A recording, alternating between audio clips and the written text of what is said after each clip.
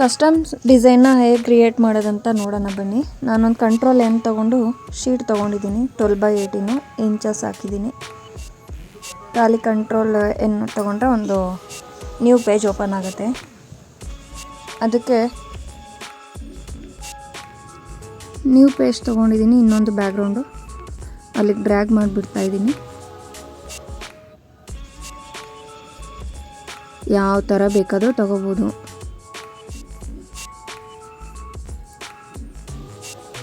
ಅದನ್ನು ಬ್ಲರಲ್ಲಿ ಗಾಷಿಯನ್ ಬ್ಲರಲ್ಲಿ ಸ್ವಲ್ಪ ಬ್ಯಾಕ್ಗ್ರೌಂಡ್ನ ಬ್ಲರ್ ಕೊಟ್ಕೊತಾ ಇದ್ದೀನಿ.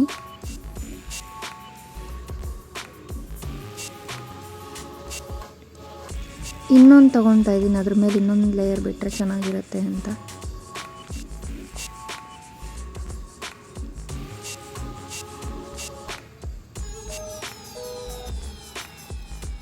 ಕಂಟ್ರೋಲ್ T ಮಾಡಿ ಡ್ರ್ಯಾಗ್ ಮಾಡಿದ್ರೆ ಆಯಿತು.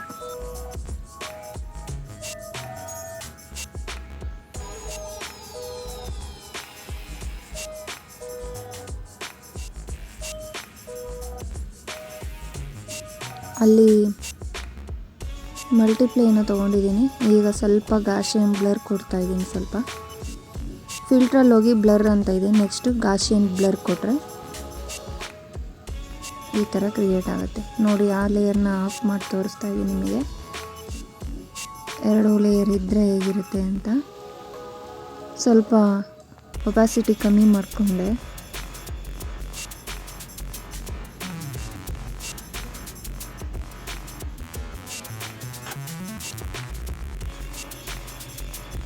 ಇಲ್ಲಿ ಲೇಯರ್ಸ್ ತೊಗೊತಾ ಇದ್ದೀನಿ ಕ್ರಿಯೇಟ್ ಮಾಡ್ಕೊಳಕ್ಕೆ ಬಾಕ್ಸ್ನ. ಅಲ್ಲಿ ಪೆನ್ ಟೂಲ್ ಪಕ್ಕದ ಸೆಲೆಕ್ಟ್ ಮಾಡ್ಕೊಬೇಕು. ಶೇಪ್ ಅಂತ ಇರುತ್ತಲ್ಲ ಅದನ್ನು ತೊಗೊಬೇಕು.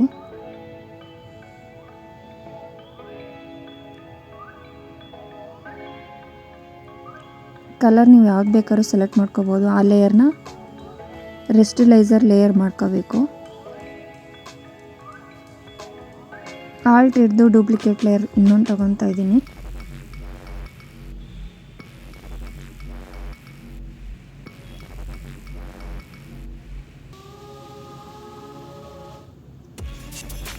ಈಗ 6 ಲೇಯರ್ನೂ ಶಿಫ್ಟಲ್ಲಿ ಇಟ್ಕೊಂಡು ಕಂಟ್ರೋಲ್ ಶಿಫ್ಟ್ T ಹೊಡೆದು ಎಳಿತಾ ಇದ್ದೀನಿ. ಡ್ರ್ಯಾಗ್ ಮಾಡಿ ಚಿಕ್ಕದಾಗಿ ಮಾಡಿ. ನೆಕ್ಸ್ಟ್ ಅದೇ 6 ಲೇಯರ್ನು ಆಲ್ಟ್ ಹಿಡಿದು ಇನ್ನೊಂದು ನೆಕ್ಸ್ಟ್ ಡೂಪ್ಲಿಕೇಟ್ ಲೇಯರ್ ತೊಗೊಂಡಿದ್ದೀನಿ.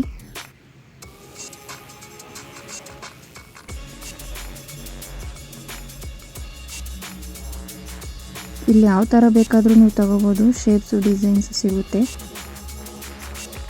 ಮತ್ತು ರೆಸ್ಟಿಲೈಸರ್ ಲೇಯರ್ ಮಾಡ್ಕೊಂಡಿದ್ದೀನಿ.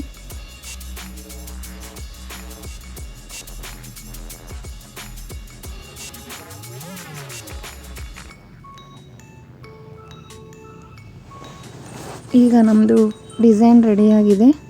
ಫೋಟೋ ಹಾಕೋಣ. ಅದಕ್ಕೆ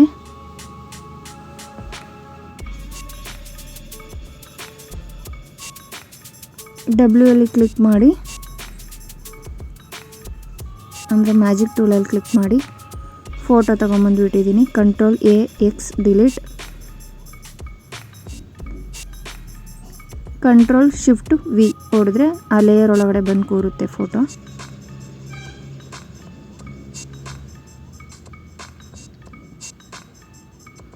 ನೆಕ್ಸ್ಟ್ ಅದೇ ಪ್ರೊಸೀಜರ್. ನೆಕ್ಸ್ಟು ಆ ಲೇಯರ್ನ ಸೆಲೆಕ್ಟ್ ಮಾಡಿ ಮ್ಯಾಜಿಕ್ ಟೂಲ್ W ಅಲ್ಲಿ ಕ್ಲಿಕ್ ಮಾಡಿ ಇನ್ನೊಂದು ಫೋಟೋ ತಗೊಂಡು ಕಂಟ್ರೋಲ್ AX ಡಿಲೀಟ್ ಹೊಡೆದು control shift V, control T ತಗೊಂಡು ಯಾವ ಥರ ಎಳೆದು ಡ್ರ್ಯಾಗ್ ಮಾಡಿ ಕೂರಿಸ್ಬೋದು ಅದರಲ್ಲಿ.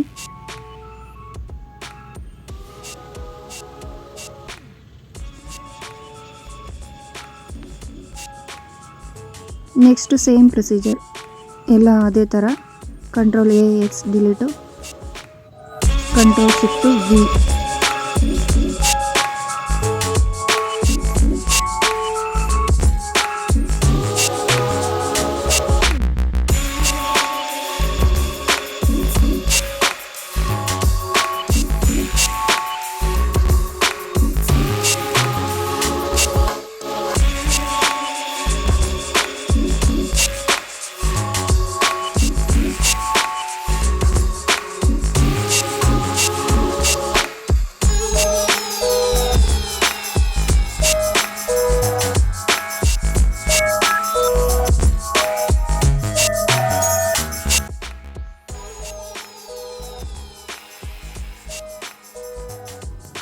ನೆಕ್ಸ್ಟ್ ಈಗ ಮಧ್ಯದಲ್ಲಿರೋ ಲೇಯರಿಗೆ ಫೋಟೋ ಹಾಕ್ಕೊತಾ ಇದ್ದೀನಿ.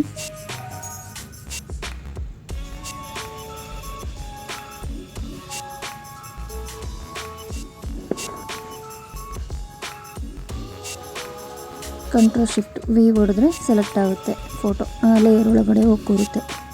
ಆಮೇಲೆ ಕಂಟ್ರೋಲ್ ಟಿ ತಗೊಂಡು ಡ್ರ್ಯಾಗ್ ಮಾಡ್ಬೋದು ಯಾವ ಥರ ಕೂರಿಸ್ತೀರಾ ಅಂತ.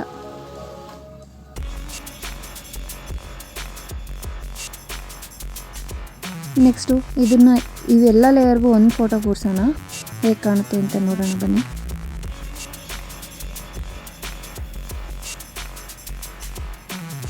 ಈಗ ಎಲ್ಲ ಲೇಯರ್ನೂ ಸೆಲೆಕ್ಟ್ ಮಾಡ್ಕೊತೀನಿ.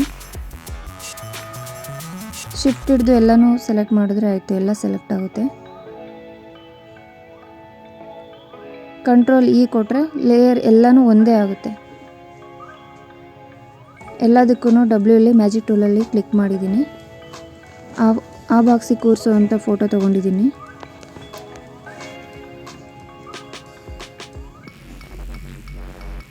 ಕಂಟ್ರೋಲ್ ಶಿಫ್ಟ್ ವಿ ಕೊಟ್ಟರೆ ಆ ಲೇಯರ್ ಒಳಗಡೆ ಫೋಟೋ ಕೂರುತ್ತೆ. ಕಂಟ್ರೋಲ್ ಟಿ ಕೊಟ್ಟು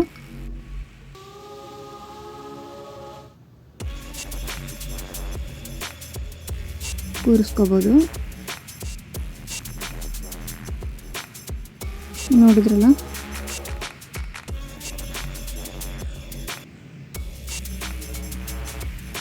ನೆಕ್ಸ್ಟು ನೇಮ್ ಹಾಕ್ಕೊಳ್ಳೋಣ.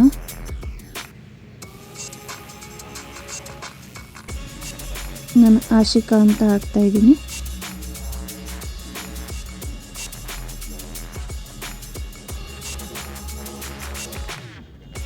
ಸ್ವಲ್ಪ ದೊಡ್ಡದು ಮಾಡ್ಕೊಳ್ಳೋಣ. ಕಂಟ್ರೋಲ್ ಟಿ ತಗೊಂಡು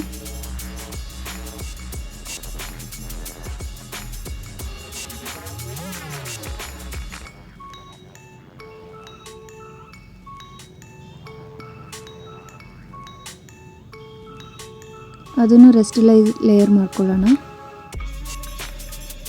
ನೆಕ್ಸ್ಟು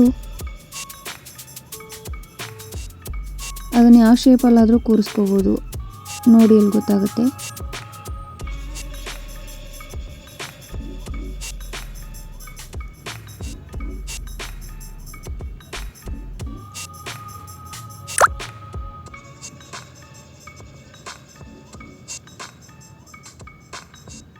ಸಾಕು ಅನ್ಕೊಂತೀನಿ. ಇಷ್ಟು ಸ್ಟ್ರೆಂತು ಒಪಾಸಿಟಿ ಎಲ್ಲ ನೋಡ್ಕೊಡ್ಬೋದು.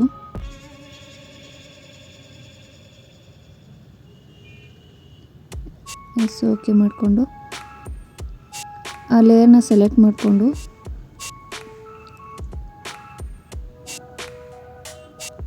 ಮ್ಯಾಜಿಕ್ ಟೂಲಲ್ಲಿ ಡಬ್ಲ್ಯೂಲಿ ಕ್ಲಿಕ್ ಮಾಡ್ಕೊಂಡ್ವಿ. ಎಲ್ಲದನ್ನು ಮೂರೂ ಶಿಫ್ಟ್ ಹಿಡಿದು ಕ್ಲಿಕ್ ಮಾಡಿಕೊಂಡು ಫೋಟೋ ನೇಮ್ನಲ್ಲಿ ಯಾವ ಫೋಟೋ ಬರಬೇಕು ಅಂತ ಅದನ್ನು ತಗೊಳ್ಳಿ.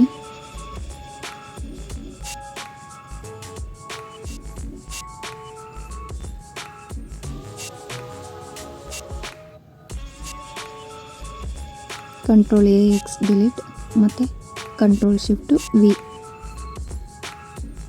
ನೇಮಲ್ಲಿ ಫೋಟೋ ಬಂತು ನೋಡಿ. ನಾನು ಒಂದು ಲೆಟರಲ್ಲಿ ಬರೋ ಥರ ಕೂರಿಸಿದ್ದೀನಿ. ನೀವು ಬೇಕಾದ್ರೆ 3 ಲೆಟರಲ್ಲಿ ಕಾಣೋ ಥರ ಬೇಕಾದ್ರೂ ಡ್ರ್ಯಾಗ್ ಮಾಡ್ಬೋದು.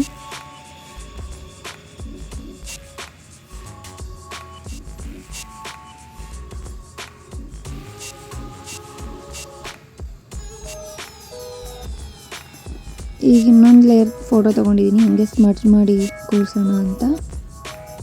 M2ಲಲ್ಲಿ ಮಾರ್ಕ್ ಮಾಡಿಕೊಂಡು ಫೆದರು 150 ಕೊಟ್ಟಿದ್ದೀನಿ.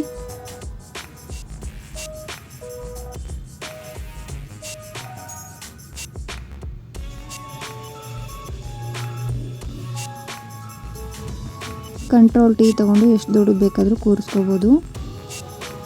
ಆ ಲೇಯರ್ನ ಹಿಂದೆ ಕಳಿಸಿದ್ದೀನಿ, ಬ್ಯಾಕ್ ಮಾಡಿ ಸ್ವಲ್ಪ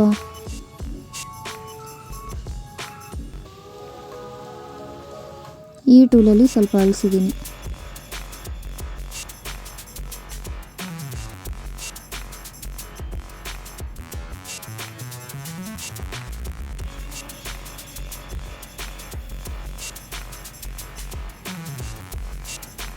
ಓಕೆನಾ?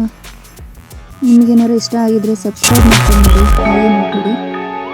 Thank you.